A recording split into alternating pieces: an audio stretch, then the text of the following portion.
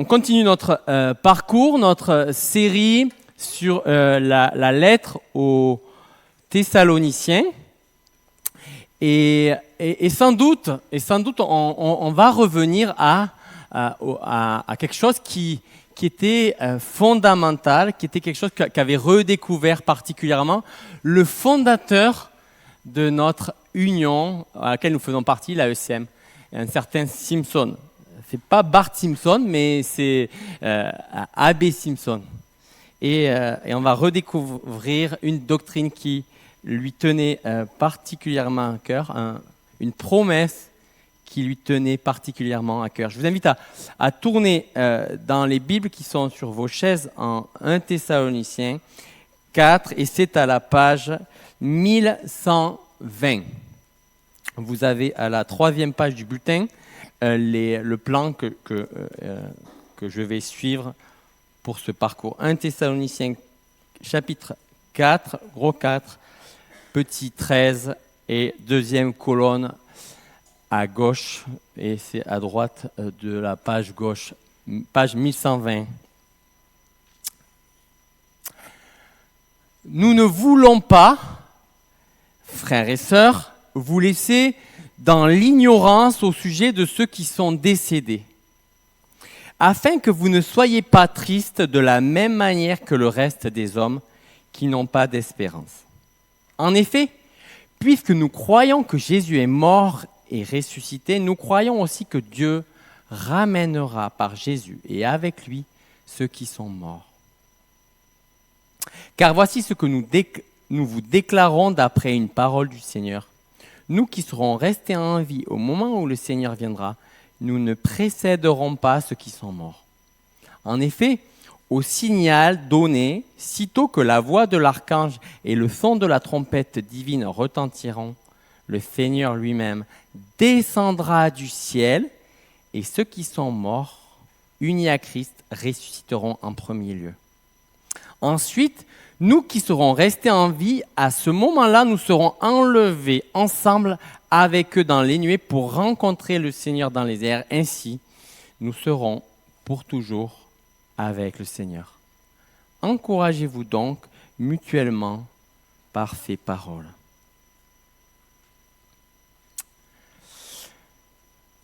Alors, en guise d'introduction, les amis, je me permets, cette série, c'est le dernier message pour moi de la période 2025-2026.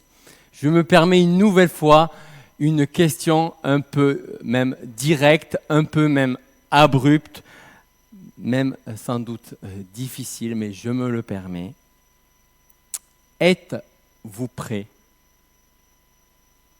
Êtes-vous prêts à mourir? Êtes-vous prêts à voir vos proches mourir?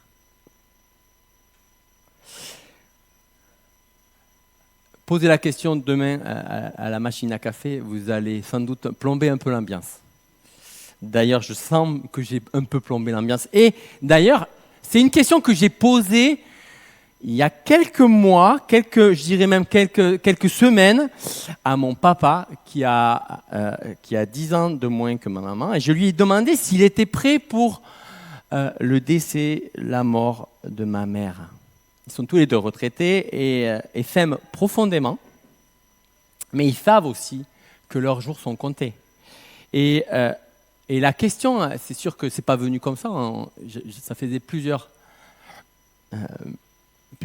temps que j'y réfléchissais et que je voulais lui poser la question. Et sa réponse n'a pas été convenue au sens évidente.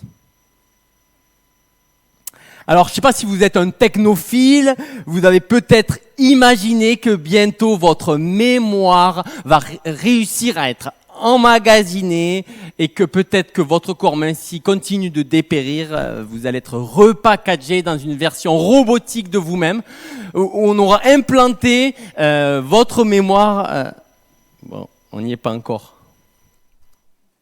Pourtant, Luc Ferry, philosophe français bien connu, et dans un ouvrage que je parcours actuellement, Apprendre à vivre, nous l'énonce dans son introduction. Voilà ce qu'il nous dit.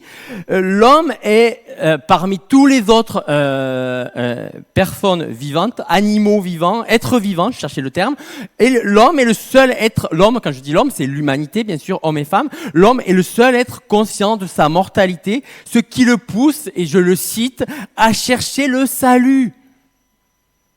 Or, justement, il le décrit, le salut consiste à échapper à la mort, page 16. Et il dit que c'est au cœur de la quête humaine.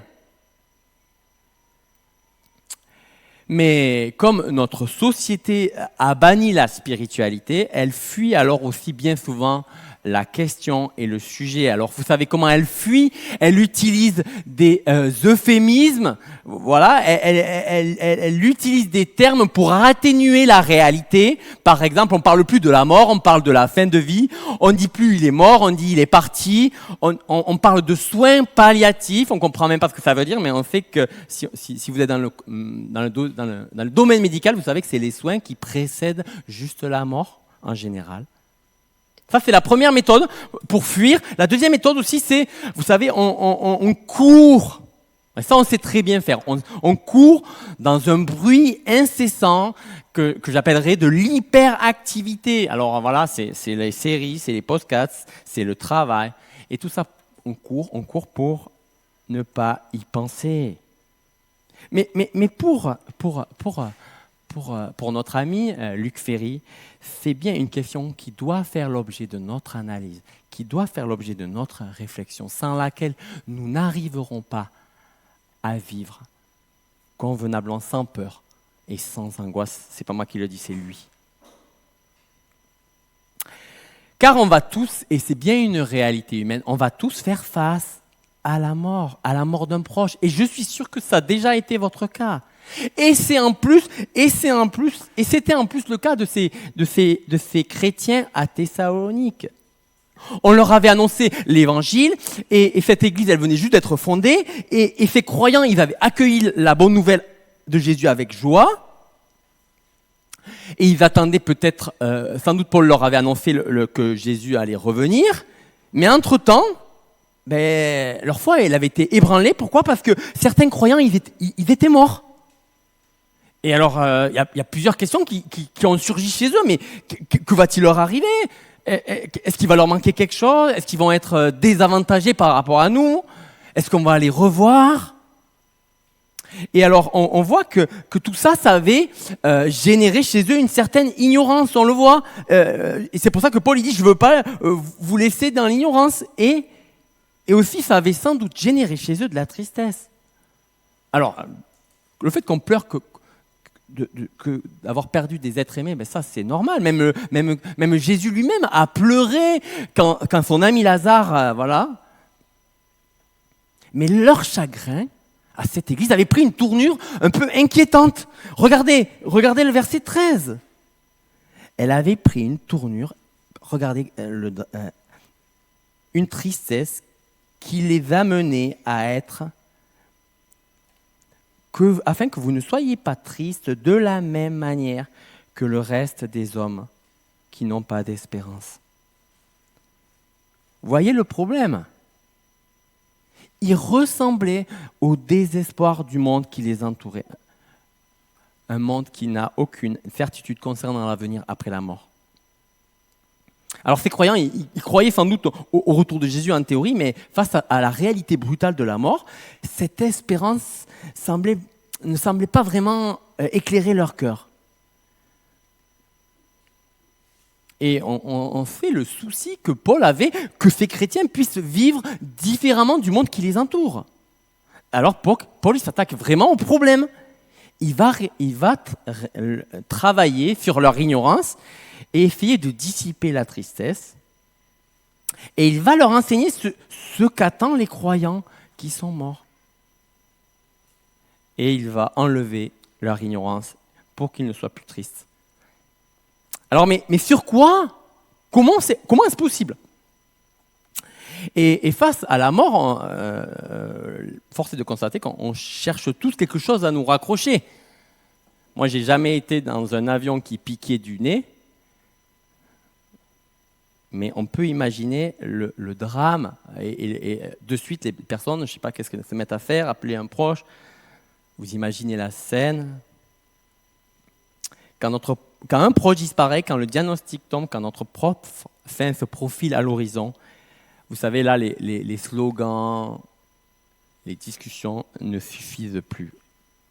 Et moi, je repense un peu à quelqu'un que j'aime bien, un poète qui met des paroles en musique. Et regardez, il décrit un peu parfois une personne, un homme, une femme qui fait face au diagnostic que sa fin est proche. Et voilà comment il décrit ça dans un de ses chants. Comme un lâche, il s'adresse sans doute à un homme, comme un lâche, je cavale parce que j'ai peur de l'avenir. Je cours et je demande à d'autres gens ce qu'ils pensent. J'aurai peut-être une meilleure ordonnance avec un peu de chance. Je demande aux philosophes, aux gens qui pensent beaucoup. Les sages, vous pourrez m'éclairer. Ils m'ont donné théorie, mais j'ai dit c'est beau, mais ça guérit pas. C'est du placebo. Alors, debout, devant le marabout, je bouge pas, j'écoute sans vraiment piger le tout. Il dit qu'il guérit toutes les maladies possibles. Intéressant, sauf qu'il veut prendre mon rib. Je me plonge dans la religion, dans les sectes. J'ai tout essayé, même fait l'euro million, sans succès ni gloire. Je suis prêt à croire tout le monde, sauf au docteur. Va savoir. Comprenez la quête humaine décrite pour un jeune ado, mais en tout cas, elle est intéressante. Souvent, face à une mort imminente, on est prêt à tout essayer. Alors, sur quoi pouvons-nous bâtir une certitude ? Et Paul, il le répond en une phrase. Regardez le verset 14. En effet, puisque nous croyons, et c'est le fondement de notre espérance, en effet, puisque nous croyons que Jésus est mort et ressuscité, nous croyons aussi que Dieu ramènera par Jésus et avec lui ceux qui sont morts. Remarquez, Paul, il ne commence pas par parler de nous, ou ceux qui sont morts, ni même parler du retour de Christ. Il commence par parler de Jésus. Toute l'espérance chrétienne repose sur un fait. Jésus est mort et ressuscité. C'est ça la bonne nouvelle de l'évangile. Ce qui fait avancer un chrétien face à la mort, c'est pas sa foi. C'est pas une forme de foi. Ce qui fait avancer un croyant, c'est l'objet de sa foi. Une personne réelle qui est entrée dans la mort et qui en est ressortie victorieuse. Et je me rappellerai toujours, j'étais à la pause midi avec 2 collègues il y a quelques années en arrière, il y a plus de 15 ans, et je leur ai posé, mais est-ce que vous êtes intéressés par ce qu'a à dire quelqu'un qui est revenu d'entre les morts ? Et j'avais 2 collègues, c'était intéressant, il y en a un qui dit, ah ben oui, ça m'intéresse. Et l'autre, il dit, non, c'est pas possible.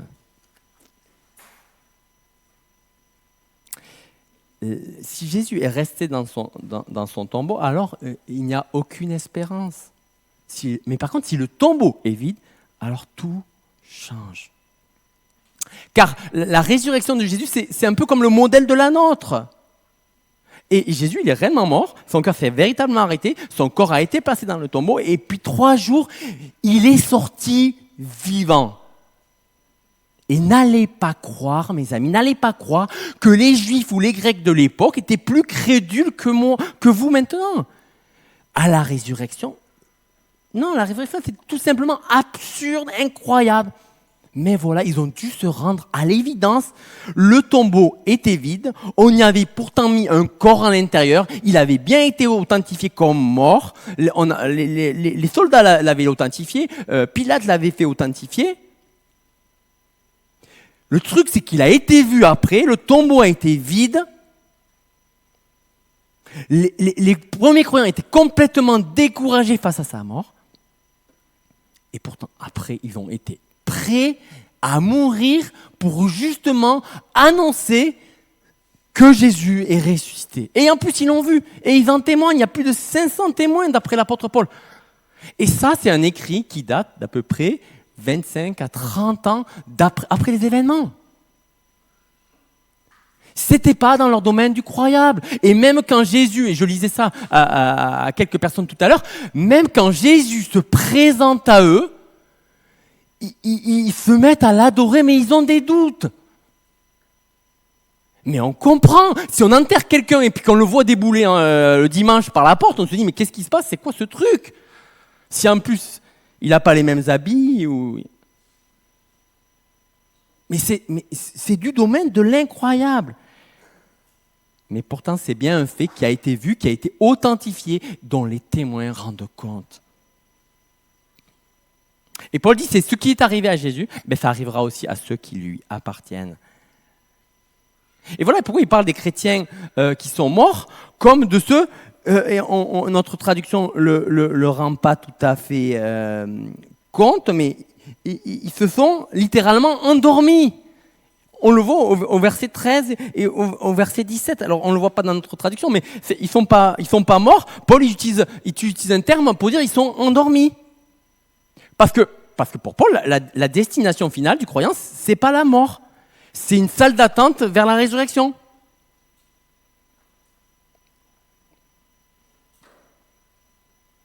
La résurrection de Jésus, mes amis, nous affirme qu'il existe bien une vie après la mort. Et la résurrection de Jésus, aussi le moyen de notre propre résurrection. Et ça, c'est valable parce qu'on est unis au Christ. Et d'ailleurs, toute la lettre nous le rappelle. Les croyants thessaloniciens, ils étaient unis au Christ. Par conséquent, si Christ est vivant, eux aussi, ils ont un avenir assuré. Son histoire, l'histoire du Christ devient la leur. Sa victoire devient la leur. Sa résurrection va devenir la leur. Et l'espérance n'est pas un vœu pieux. Ce n'est pas une méthode d'auto-persuasion. Ce n'est pas une tentative de se rassurer face à l'inconnu. Non, elle est ancrée. Et c'est ce que veut dire l'apôtre Paul au verset 14. Elle est ancrée dans un événement historique, la mort et la résurrection de Jésus. Et ça, c'est quand même un fait sans précédent. C'est ce qui fait d'ailleurs, d'après Luc Ferry, que la foi chrétienne a une pertinence encore aujourd'hui. Et même si lui n'y croit pas, il doit faire le constat qu'elle a une puissance de signification très forte. Une porte a été forcée à travers le mur de la mort et depuis toujours, l'humanité se heurte à ce mur. Personne n'a pu le traverser. Pourtant, Jésus, lui, l'a fait, il a ouvert un passage.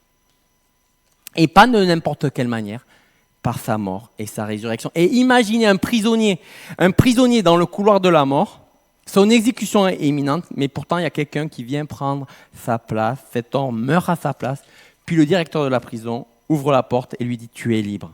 C'est un peu ce qui s'est passé avec la mort de Christ. C'est une image imparfaite, mais elle nous aide à comprendre ce que Christ a accompli par sa mort. Il a pris notre condamnation, il est mort à notre place, et parce qu'il est ressuscité, il nous donne la possibilité d'avoir la vie éternelle.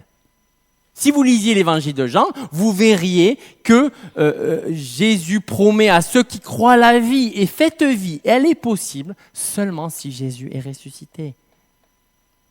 Alors la première question que nous pose ce texte, c'est est-ce que nous avons examiné sérieusement cette nouvelle ? On vit à une époque où il vaut mieux vérifier l'information. On voit des fake news, mais il y a beaucoup qui rejettent la résurrection, mais parfois sans avoir vraiment étudié les faits. Le tombeau est vide, est-il une invention ou une réalité historique ? Les témoignages des apôtres sont-ils crédibles ou mensongers ? Avant de rejeter la résurrection, il faut avoir l'honnêteté de l'examiner. Et la deuxième question, peut-être plus personnelle, c'est, voyez ce que le remède que Jésus offre par sa mort. Il est mort pour notre péché. Il a réglé notre dette vis-à-vis du Dieu saint. Il a subi notre condamnation. Il est revenu à la vie pour nous offrir la sienne. Je ne sais pas si ça vous paraît absurde, mais comme j'aime souvent le dire, c'est quand même ce auquel on aspire au plus profond de nous. C'est ce que aspire chaque parent, donner sa vie pour ses enfants. Chaque président, ce qu'on aspire pour chaque président qui donne leur vie pour leur pays. Ce qu'on aspire pour chaque mari ou femme pour leur épouse ou mari. donner sa vie pour les autres. Bref, c'est ce qu'on attend au fond de nous. Voilà le fondement de notre espérance, la mort et la résurrection de Jésus. Ça, c'était mon premier point. Quel est le centre et le sommet de notre espérance? Le fait que le Seigneur va revenir et le fait que nous serons toujours avec lui. Imaginez la scène. On est à Thessalonique, des croyants thessaloniciens viennent d'enterrer un frère ou une sœur et ils savent que Jésus revient. Ils l'attendent, mais ils se posent une question. Est-ce qu'ils vont manquer ce jour quand Jésus va revenir? Est-ce que ceux qui sont déjà morts, est-ce qu'ils seront désavantagés? Voilà comment Paul répond. Verset 15. Car voici ce que nous vous déclarons d'après une parole du Seigneur. Nous qui serons restés en vie au moment où le Seigneur viendra, nous ne précéderons pas ceux qui sont morts. Autrement dit, vous inquiétez pas. Vous inquiétez pas pour eux. Ils manqueront rien. Au contraire, ils seront les premiers concernés. Et en plus, regardez, il s'agit d'une parole du Seigneur. Et on sait que Paul, il répète que son enseignement, en particulier celui-là, vient du Seigneur. Là, il ne transmet pas des opinions. Il transmet la parole du roi qui reviendra. Et ce roi, il va revenir. Alors, je ne sais pas si vous faites partie de ces gens qui êtes fascinés par les détails de la fin des temps, les chronologies, les calculs, les événements politiques, les débats sur le millénium. Mais Paul il n'est pas trop intéressé par tout ça. Paul, il ne centre pas nos regards sur ces choses. Regardez, il centre nos regards vers une personne. Une personne, et d'ailleurs dans notre texte, cette personne, elle a un nom bien spécifique, c'est le Seigneur.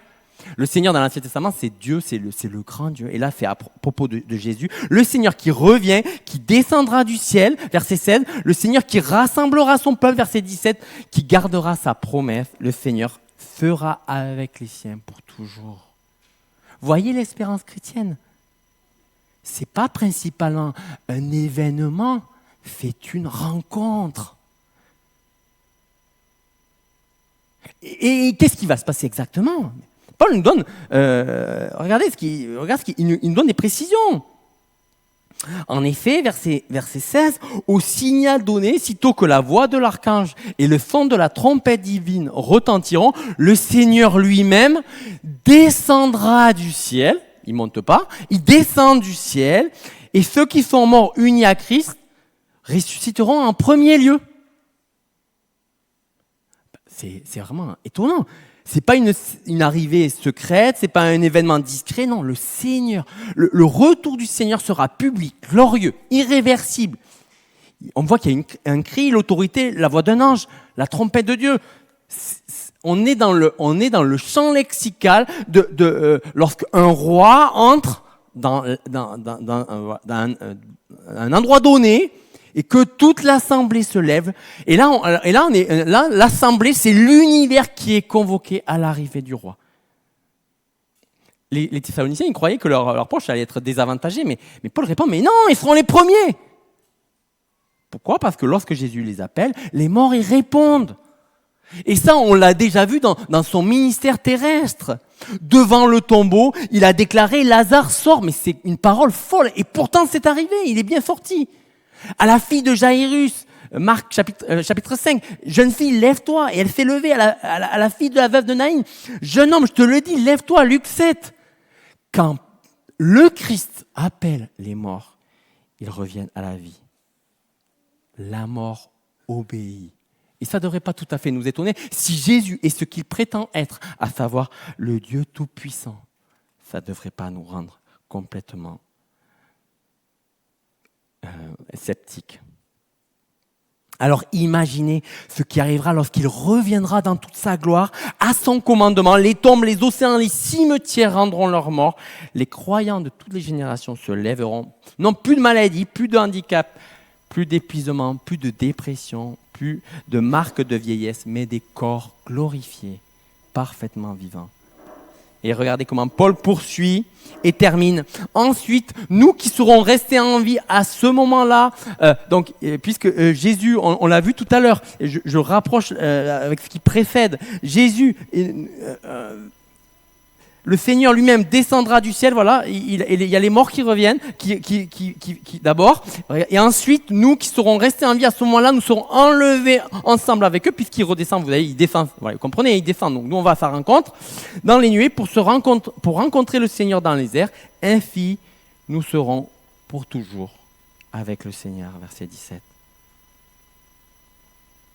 Et là, il y a on a eu beaucoup de discussions par rapport à cette question de enlever, et ça a donné naissance à ce qu'on appelle l'enlèvement de l'Église.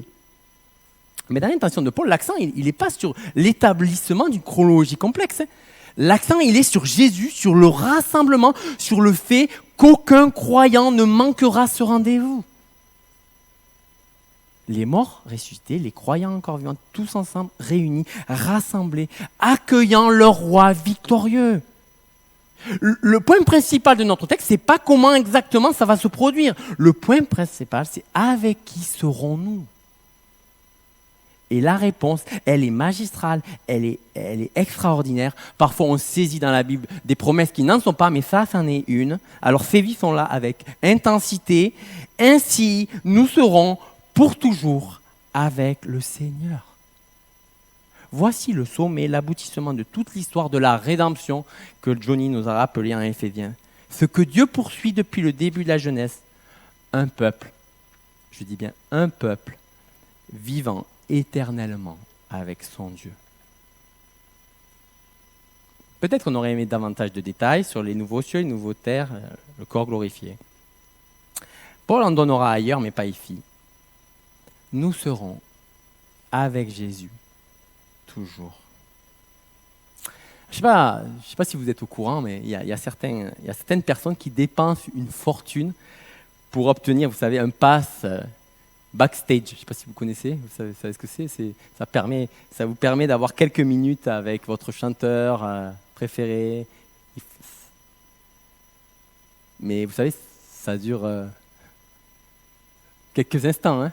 Je pense que certains sont prêts à beaucoup de sacrifices pour obtenir ça. Mais l'expérience, elle est vite terminée. Mais là, regardez, le chrétien, il reçoit infiniment plus. Il rencontrera le roi de l'univers, sans limite de temps, sans billet à payer, sans fin, pour toujours. Voyez le truc.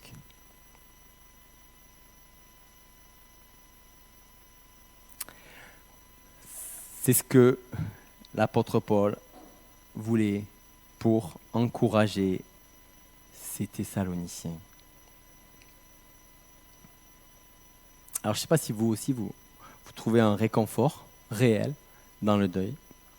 Si des proches à vous qui sont morts de manière rapprochée ou pas, et qui connaissaient le Seigneur, ils ne sont pas perdus, ils ne sont pas oubliés.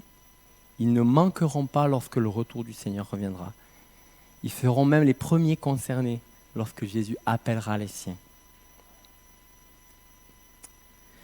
Mais même vis-à-vis de notre propre mort, cette espérance doit nous faire réfléchir. Même si la mort elle continue à être quelque chose de douloureux, elle reste un ennemi encore difficile à vivre. Mais vous savez, elle a changé de nature. Et l'apôtre Paul, il a utilisé même un terme. Pour lui, c'est de l'endormissement. Parce qu'il y a un réveil certain. Un matin va arriver. Un réveil va intervenir. Troisièmement, un point qui doit attirer notre attention, c'est que on doit garder notre attention sur Jésus lui-même. L'objectif secte n'est pas de produire des spécialistes de l'eschatologie, vous savez, c'est la théologie des choses de la fin. Non, l'objectif est de produire des croyants réconfortés, des croyants qui regardent à Jésus, qui attendent à Jésus, qui aiment Jésus. C'est le meilleur cadeau du ciel.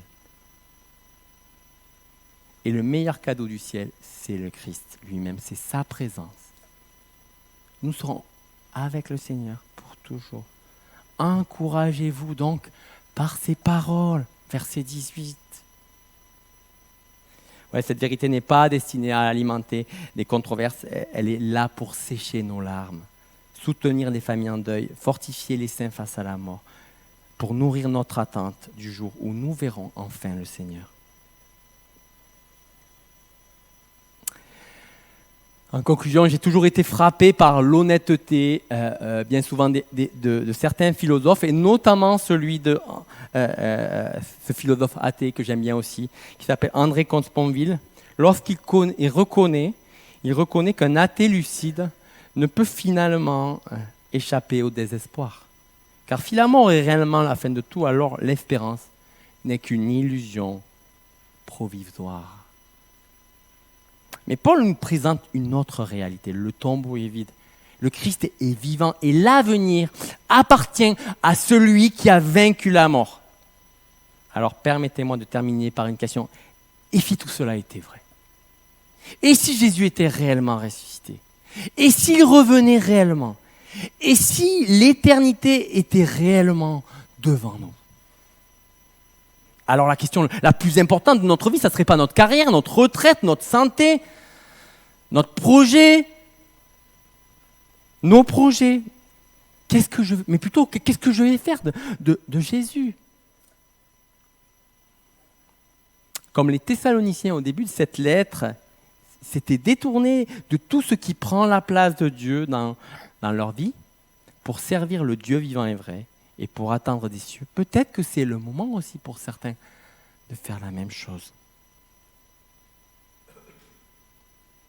Car mes amis, il n'existe qu'une seule espérance capable de tenir debout devant la mort. Cette espérance, elle porte un nom. C'est Jésus et je vous invite à prier. Merci pour ce rappel.